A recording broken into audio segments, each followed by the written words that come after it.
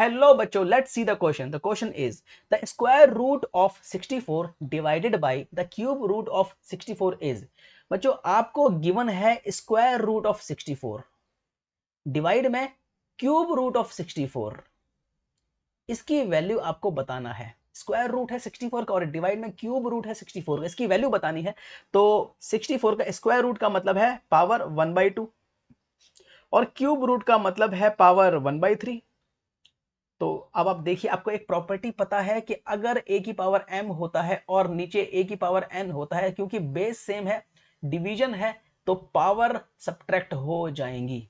तो यहां पर भी बेस सेम है, 64 ऊपर है, 64 नीचे है, और डिवीजन है, डिवाइड हो रहा है, तो इसलिए पावर सब्ट्रैक्ट होंगी. तो 64 की पावर 1/2 माइनस 1/3, तो ये हो जाएगा 64 की पावर 3 माइनस 2 अपॉन में 6, और ये हो गया 64 की पावर 1/6. तो 64 की पावर 1/6 होगा फाइनल आंसर.